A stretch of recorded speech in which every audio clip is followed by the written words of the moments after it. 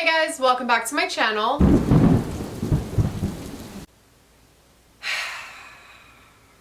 Don't even look at me like that.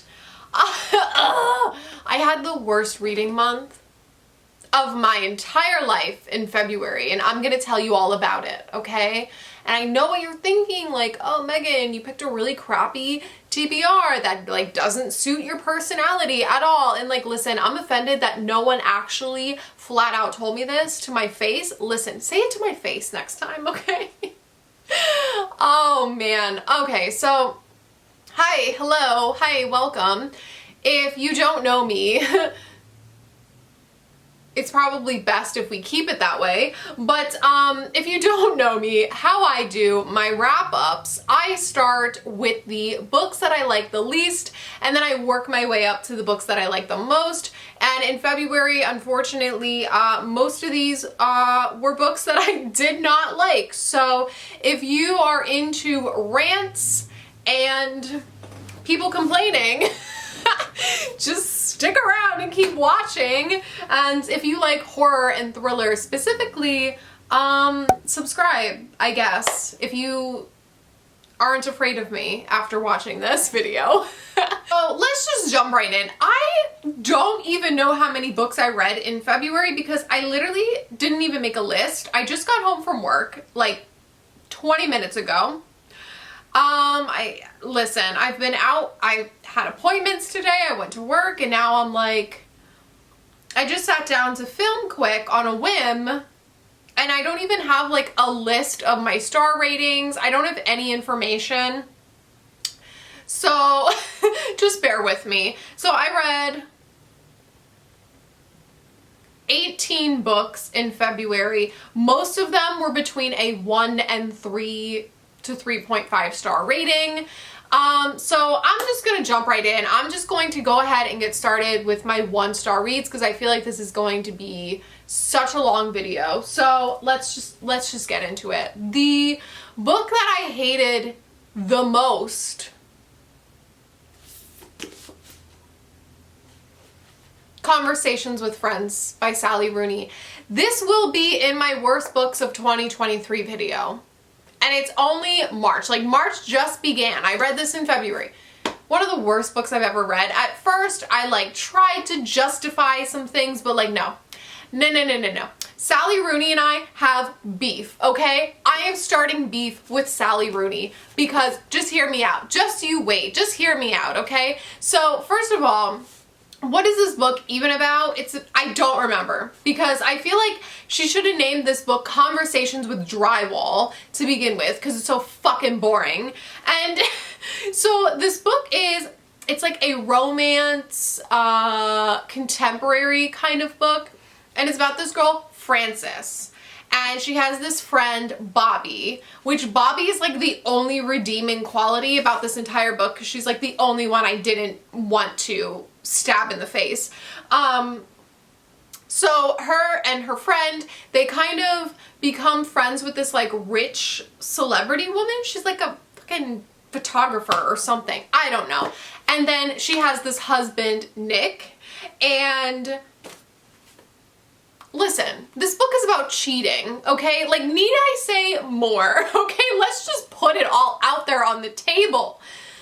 There's nothing I hate more than books that are like labeled as romance and it's just about infidelity. The entire book, like, is cheap, it's obnoxious, it makes you hate the characters. There was nothing redeeming about any of these characters, right? They all sucked. So I just felt like I was reading a book about people I hated. And that's not even the reason that I gave this 1 star. The reason I gave this 1 star was because the main character has endometriosis, okay? And you know what? The whole reason I got this book, my friend got me this book and I feel so bad because I'm like, I fucking hate it. But the only reason I asked for this book for my birthday is because there was a character with endometriosis. Someone told me that it had an accurate representation, and listen, I feel like I'm gonna go back in my messages and find out who it was because I'm gonna yell at you. Because, okay. So this main character has endometriosis. Hi, that's what I have. Very misunderstood condition with a lot of false, inaccurate information out there. So I was like, oh my god, if this has accurate endometriosis rep, I don't even care if it's romance, like I'm gonna love it. No. No. We don't even get into that until like, I don't know, halfway through the book, and all of a sudden it's just like, oh yeah, she has pain sometimes. And I'm like, what the fuck? So I'm like, okay, you know what? Sometimes endometriosis like isn't that bad. People just have occasional pain, whatever. So the pain, I guess, becomes more and more. She starts going to the ER very frequently, and I'm like, okay, accurate. But then in the ER, like, so she's just having period pains, I believe, and like nothing else is wrong with her. She's out having promiscuous sex all the time. I just feel like if we're gonna have a character with endometriosis, you might as well go all out, right? Because now people think, oh, this is just a condition that causes painful cramps, which is like what everyone in the world thinks. So she's like going into the ER, so on and so forth, and the ER diagnoses her with endometriosis. I was like, are you fucking kidding me? First of all, you need a surgery to be diagnosed with it, and it needs to be like a insane like excision specialist expert in endometriosis, not some random 20-year-old ER doctor. Listen, I went to the ER in October for my endometriosis, and the doctor was like 20 years old, and he looked like he knew nothing about female anatomy. Listen, this is so not accurate that the ER 20-year-old doctor is going to diagnose you with endometriosis and then like, that's it. Then you're fine. You're all good. Just like take some Tylenol or whatever. I was like, what is this? I almost don't even understand what the purpose of the subplot of endometriosis was, because it didn't really serve a purpose other than making me mad and offending people in the endometriosis community that struggle with this disease that's already insanely misunderstood with false information out there, and you are just adding on to the problem, Sally Rooney. Listen, someone on Goodreads gave one of her books 1 star and said that they are getting a restraining order from her. I'm doing the same thing. Sally Rooney, if you're watching this, I'm filing a restraining order against you. And your fucking books too. I'm okay. I'm fine. I'm living, I'm laughing, I'm loving. It's fine. Listen, usually I'm not into like bashing authors, but I just feel like this one, I just had to get it out there, okay? Next, I read 3 books for a vlog, and the next 1 star was in that vlog, and it's Bad Creed by Jessica Johns. If you want to hear full thoughts about this one, just go watch the vlog. I might have been a little bit harsh because this one didn't piss me off, but I gave it 1 star because I just wasn't into it. I couldn't get into it. I forced myself to finish it, and it was just so boring to me. But it's about this girl who, do I remember? No. Mackenzie, who has this sister who like drowned in this tragic accident when they were younger, but now she keeps having all these like really weird dreams. She keeps waking up and like things in her dreams are becoming reality, and it's about dreams, horror in your dreams. But listen, do I even know what I'm saying right now? No. I had high hopes for this one and it let me down. Just go watch the vlog, okay? I have full thoughts. Next, moving on to 2 stars. Tomorrow and Tomorrow and Tomorrow, aka everyone's favorite book. It won Book of the Year, it won Book of the fucking Millennium or whatever, and everyone is obsessed with this book and won't shut up about it, and I read it and I hated it.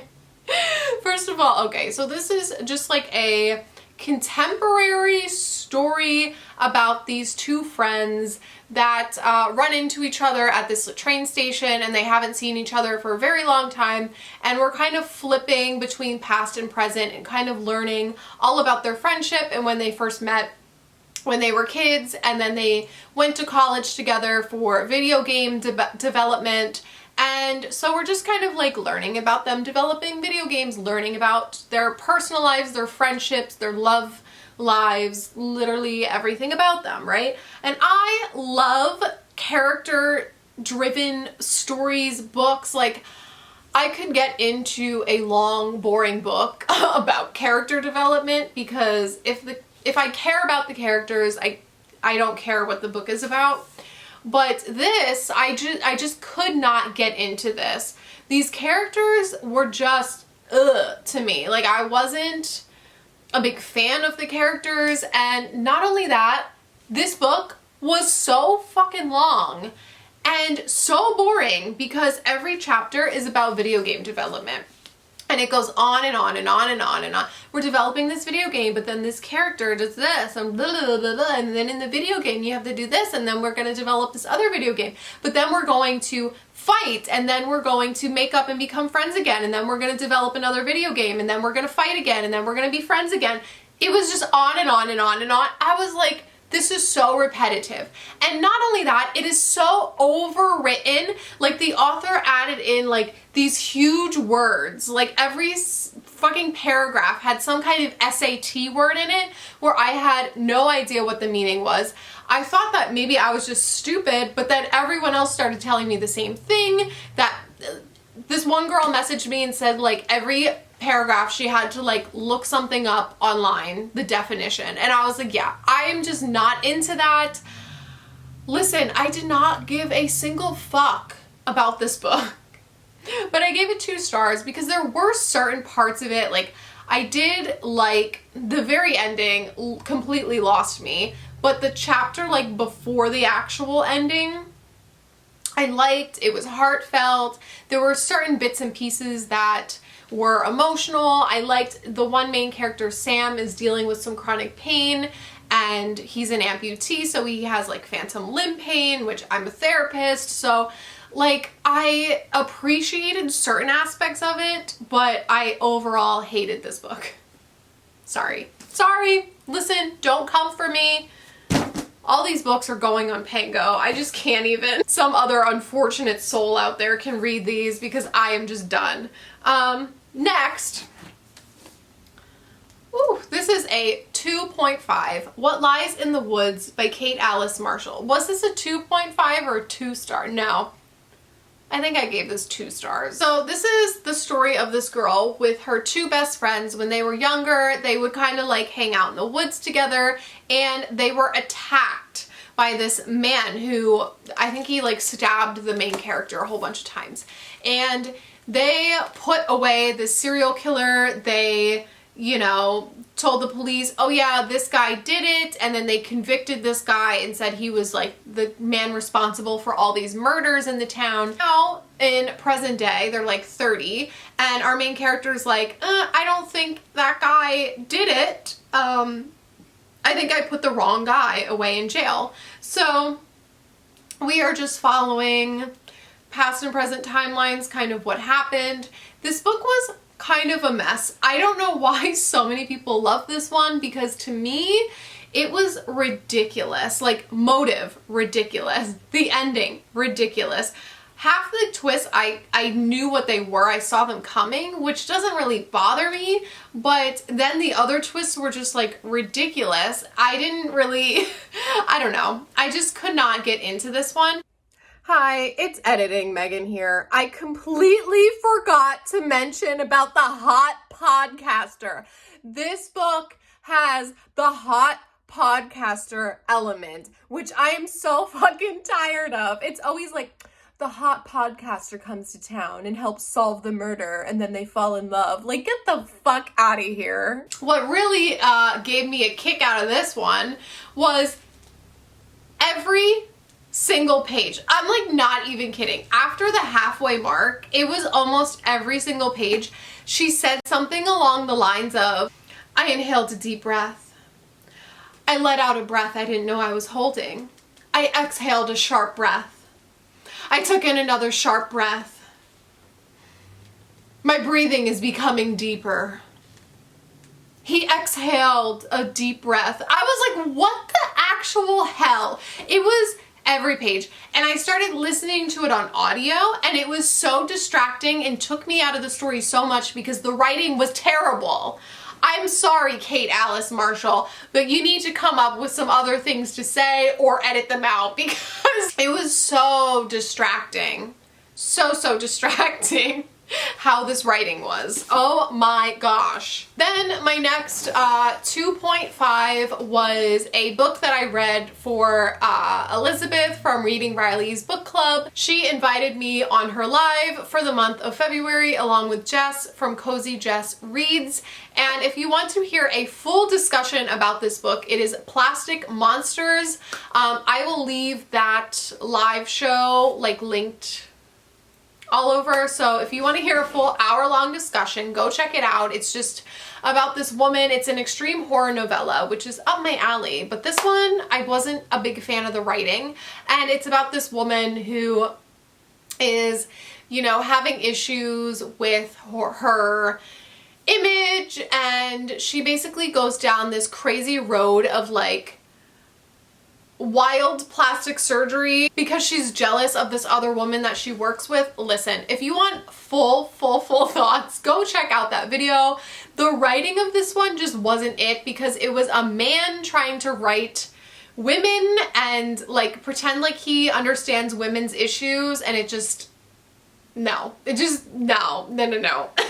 Then moving on to 3-star reads, I read The Alice Network by Kate Quinn. This is historical fiction. It's about this woman who is trying to, it's after World War II, and she hasn't heard from her cousin, and she's trying to discover like what happened to her cousin, if she died in war, like what happened to her cousin Rose.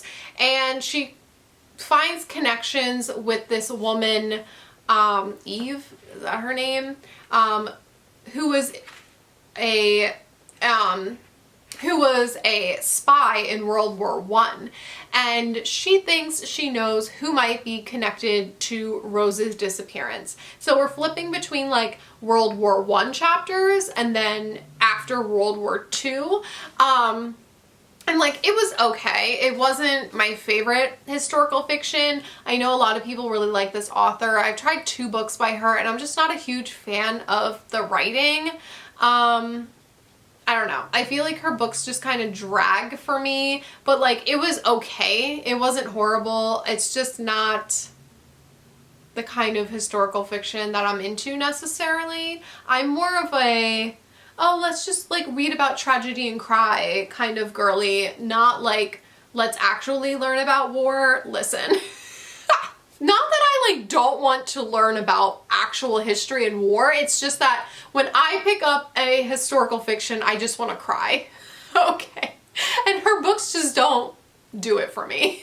Next 3-star was a Lisa Jewell, The House We Grew Up In. I had no idea that this was not a thriller. I had no idea that this was contemporary fiction until I was about 200 pages in and absolutely nothing happened. And I was like, wait a second, is this actually a thriller? You sure about that? You sure about that? That's not why?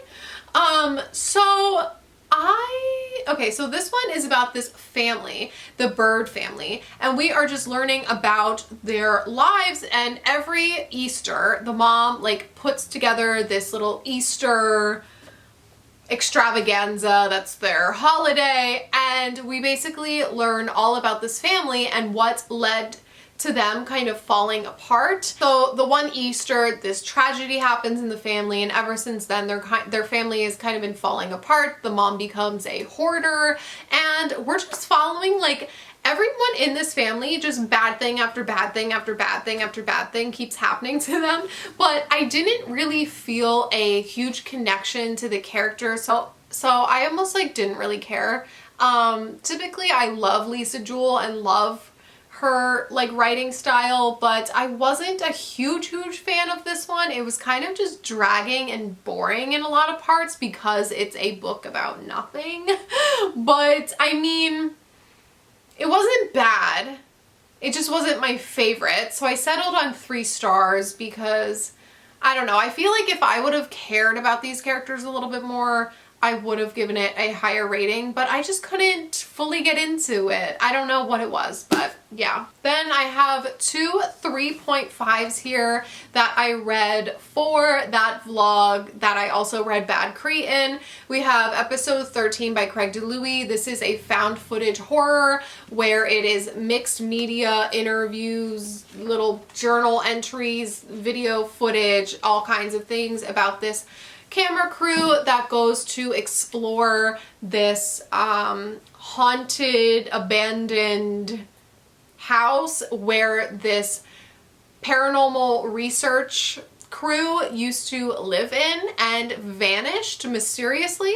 So they are trying to uncover like what happened to this film crew and if the place is actually haunted. Full thoughts are in that vlog. And then Bret Easton Ellis released this gigantic 700 freaking page book, and this is The Shards, which is about Bret in high school as he becomes fascinated with this new boy at school, and also there is a serial killer on the loose, and he suspects, oh my god, that almost gave me a heart attack, it was my cat. He suspects that the new boy is a serial killer, so we are just following his craziness, and it's a very, very, very slow book about rich people drama in high school. Once again, full thoughts are in that vlog. Moving into 4 stars, books that I actually liked. Wow, it only took us 30 minutes. So Heartstopper Volume 2, I gave 4 stars, about Nick and Charlie, this gay couple as they navigate, you know, coming out and discovering their sexuality as, I don't know, what are they, like 15, 16? This one was cute. I liked it. Not a whole lot was happening in the second one, so that's why I gave it 4 stars, but really enjoyed it. And it's a little graphic novel. If you don't know what this is, you're probably living under a rock. And then I have Something Akin to Revulsion by Judith Sonnet, her short story collection. This is extreme horror, violence, gore, nasty, nasty, nasty stories. And I enjoyed them. It was a fun time. I'm trying to think like which ones were my favorite. Something Akin to Revulsion I really liked. LOL Cow was disgusting. I almost threw up reading that. Liquid Sick was hilarious. It was just a fun time. A fun, disgusting, disturbing time. Then Doing Harm. This is a nonfiction. It's called The Truth About How Bad Medicine and Lazy Science Leave Women Dismissed, Misdiagnosed, and Sick. This was a very interesting and thought-provoking read about how women's healthcare sucks and how there is such an inequality between like women and men's healthcare, and this really lays down the statistics and information with like studies and proving the point that women's healthcare is a joke, and it kind of breaks it down chapter by chapter. But the thing I didn't like about this book is why I gave it 4 stars. It'll like have a chapter about like cardiac, like heart conditions, but then randomly it'll just be like, oh, well, women with reproductive issues, like randomly in the chapter, and then it goes back to the cardiac stuff, and I'm like, it doesn't really make sense the way that it's laid out, and it kind of gets repetitive, but very good read, lots of statistical information and just like putting the facts out there and how just like fucked up and sad our entire healthcare system is. And then the next one was Monday's Not Coming by Tiffany D. Jackson. This is a YA kind of mystery, and it's about this girl who, she's like, I don't know, in high school, and her friend goes missing. Like one day her friend's no longer at school, and she's kind of like, what happened to my friend? But no one is really telling her. It's like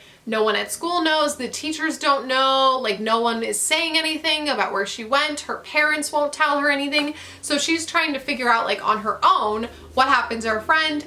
And we kind of flip back and forth between like the past and, you know, what was happening while they were friends before she disappeared, and the after chapters after she disappeared. It was a very, very, very good book. I love Tiffany D. Jackson. I gave it 4 stars because it kind of started to lose my interest in the middle. Like it started just really dragging for me. But then the end was so good and so sad.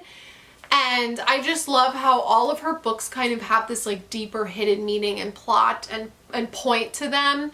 And this one was so freaking good. The ending had me like in a chokehold. And I highly recommend her books if you haven't read them already. I can't wait to read all of them. Then next is another extreme horror. It's They All Died Screaming by Christopher Triana. This is an extreme horror book about the scream. So once you have the scream, you can't stop screaming, you can't eat, you can't sleep, you just become basically like a zombie. So we are following 2 different timelines. One is this timeline where this little boy is abducted and forced to live on the farm with his abductor. That one had me fucked up. I was like, oh hell no. Hell no. That timeline, those chapters, I was like, ugh. So good. So well written. And then the other chapters, we were following this group of like crazy people. Listen, I will never look at Arby's roast beef the same way ever again. With that, what you will. So this group of people, they're kind of stranded together. They're all pretty crazy and terrible people. And they are stuck together trying to like escape this kind of like zombie post-apocalyptic kind of scenario. And it's wild. The way that these 2 timelines merge into each other at the end. Chef's kiss. I really enjoyed this one. There were some parts of it that I thought were just like insanely over the top and ridiculous. So, I mean, I was kind of like rolling my eyes at some of the parts, but I mean, I really enjoyed this one. Obviously, I gave it 4 stars. Good stuff. Then I have my 5-star reads, and 2 of them, Heartstopper volumes 3 and 4, of course, finished off the series. I think there's going to be a 5th one. It says that there's going to be a 5th one in here, so we'll see. But yes, I really loved the ending of this series. This one is more so about like them coming out to their family and their friends. Adorable. And this one had me in a freaking chokehold. I cried reading this. It's more so about mental illness, about eating disorders, it was so beautiful and sad and just had me in a fucking chokehold. Like, listen, I would die for Nick and Charlie, okay? I would literally die for them. I'm not even kidding. Take my life. Nick and Charlie, take my life right now. Other book. And then I read this book. It's a short story. It was like 12 pages, but listen, I counted it as a read this month. And it is The Mukbang Princess. You can only read this book from Godless, the website Godless. They sell like, I have like a fever, I think. They sell like extreme horror short stories and novellas and books. It's like an indie extreme horror website. Am I making sense? But anyways, freaking McKay, of course, read this one, and I was like, okay, now I need to read it. And we are just following this girl as she tries to start filming mukbang videos. I don't even want to give anything else away. She just comes across this other video online. That's all I'm gonna say. Go read this one if you have the courage to do so. It is insanely disgusting, graphic, extreme horror that I was ready to throw up. And then the last page, I was laughing. I was like, what kind of psycho am I that I just like almost threw up from how horrified I was and then started laughing about it. Anyways, the best book that I read all month long was Pain Woman Takes Your Keys and Other Essays from a Nervous System by Sonia Huber. This is a collection of essays about chronic pain, and this woman struggles with rheumatoid arthritis, and she is just in horrible chronic pain every day of her life.